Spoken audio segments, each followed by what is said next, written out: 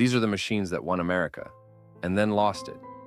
At their peak, sewing machines sat in nearly every household in the country.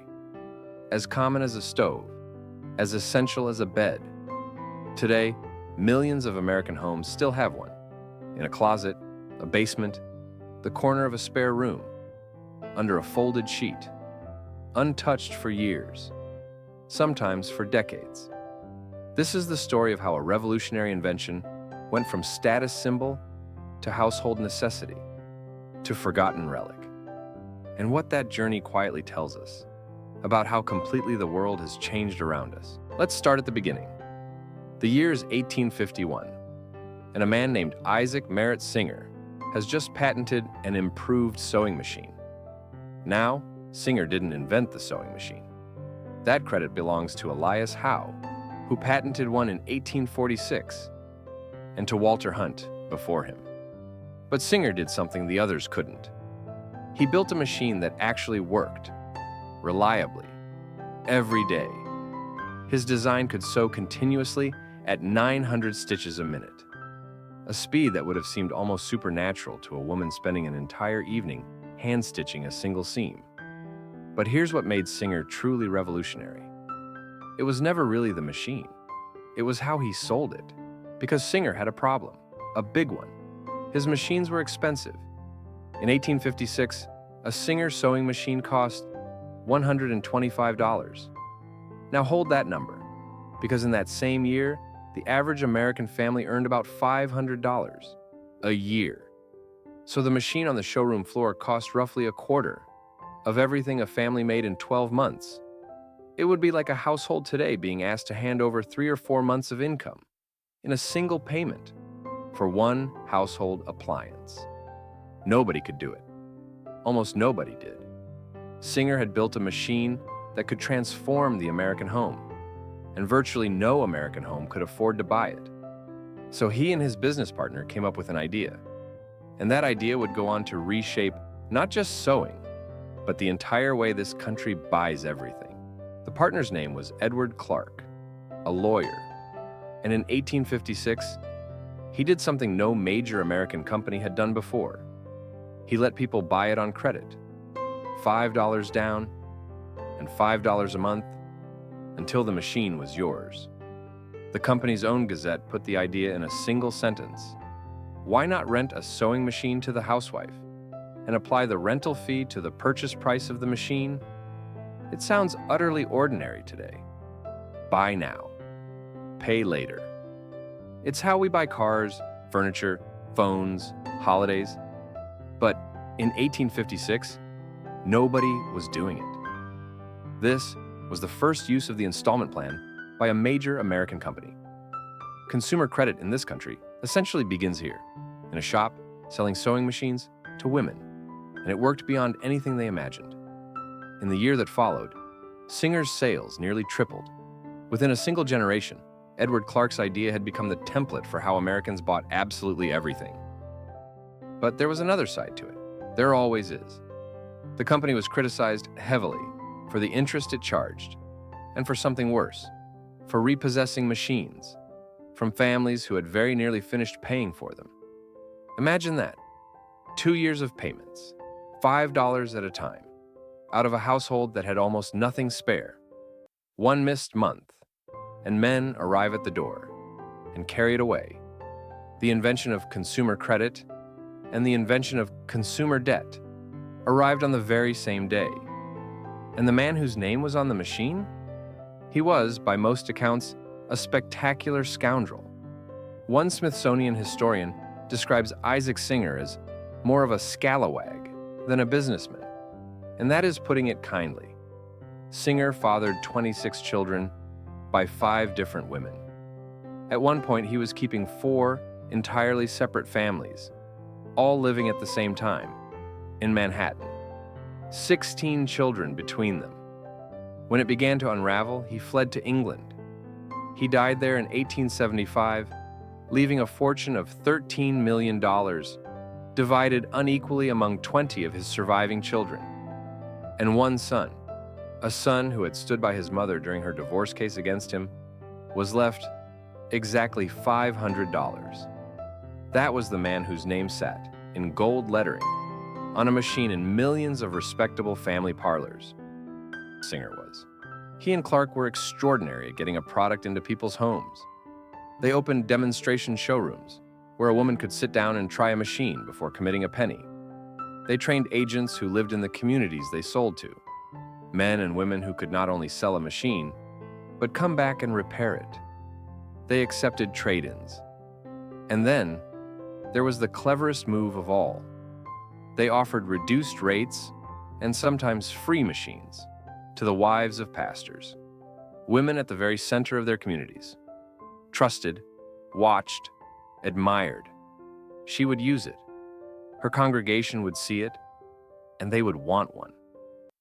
Think about what that actually is. In the 1850s, Singer built the influencer marketing model, 170 years before anyone had a phone in their hand. The company grew so fast that by 1873, it had built a factory in Elizabeth, New Jersey, that at its height employed 6,000 people, and the earliest machines were, without question, status objects, decorated with lacquer, inlaid with gold, housed in fine, polished cabinets designed to sit in the drawing room, not hidden away, but displayed, advertising the domestic virtue of the lady of the house. Owning a Singer wasn't only practical, it was a statement. It said something about who you were and what your household valued. And then the prices came down. Competition arrived. Manufacturing scaled. By 1902, Sears, Roebuck and Company was advertising a sewing machine for as little as $10 and 45 cents. And that changed everything. The sewing machine stopped being a marker of middle-class comfort and became a basic necessity in nearly every home in America, as working-class women could finally afford one too. By 1926, the New York Times could write that home sewing was probably the largest private industry in the country, with wholesale and retail merchants in the tens of thousands, existing purely to supply it. Stop and consider that sentence. Home sewing wasn't a hobby. It was an industry. It was simply how families clothed themselves. And underneath all of it sat something we've almost entirely forgotten: an enormous national infrastructure for teaching the skill. The discipline of home economics had been formally established back in 1909 at a series of conferences at Lake Placid, led by a chemist named Ellen Swallow Richards. And by the 1950s, home economics was at its absolute peak in American schools. Millions of young people, overwhelmingly girls, were taught to thread and operate a machine, to read a pattern, to take a flat piece of cloth and turn it into a garment that fit a human body. And it wasn't only the schools. The skill moved through mothers and grandmothers, through church circles and community groups, through neighbors leaning over a kitchen table together. It was a chain, passed hand to hand, generation to generation, unbroken for well over a century. So what happened? How did a country where sewing was the largest private industry become one where most people couldn't thread a needle if their life depended on it? The answer isn't one thing. It's a perfect storm: economic, social, and cultural, and almost all of it arrived within about 20 years. The first shift was the most obvious. Women went to work. Between 1950 and 1999, women aged 25 to 54 went from a labor force participation rate of 36.8% to 76.8%. It more than doubled. When you move from roughly a third of women working outside the home to more than 3/4, something has to give. And what gave was time. Because sewing a garment takes hours. Cutting, pinning, fitting, unpicking, starting again. Buying one takes minutes. There was no dramatic decision. Nobody announced that home sewing was over. It simply became the thing that got dropped, quietly, in 1,000 exhausted households, at the end of a long working day. And even for the women who still had the time, there was an increasingly powerful reason not to bother. Clothes were getting cheap, astonishingly, almost unbelievably cheap. In 1955, 90% of the clothing Americans wore was made in America. Today, that number is around 3%. 3. Everything else is made overseas, in countries where the cost of labor is a fraction of what it is here. And those savings landed on the price tag. In the middle of the 20th century, an American family spent somewhere around a tenth of its household income on clothing. Today, it's closer to 3%. And so, the arithmetic of home sewing simply stopped working. A wool dress sewn at home can easily cost $150 in materials alone before you count a single hour of your own labor. And you can walk into a shop and buy a dress for $15. The reason to sew didn't weaken. It evaporated. But here's the part nobody puts on the price tag. Clothing did not get cheap because we invented a better way to make it. Robots don't sew our clothes. People still sew our clothes. They're just somewhere else now, working for wages that would be illegal here. The sewing didn't stop. It just moved out of sight. And then came the cultural shift, which may be the saddest part of this whole story. As clothing became cheap and abundant, homemade clothing stopped being a point of pride and became a mark of poverty. By the 1980s, in an era of designer labels and visible excess, sewing your own clothes was seen as something you did because you couldn't afford not to. Stripped of its old middle-class respectability, the sewing machine became something to tuck away rather than display. If you want a perfect snapshot of that exact moment, watch the film Pretty in Pink from 1986. Molly Ringwald's character sews and remakes her own clothes because she lives with her unemployed father and cannot afford to buy new ones. And she is quietly looked down on for it. The film treats her sewing not as skill or creativity, but as evidence of hardship. The company that started it all read the room.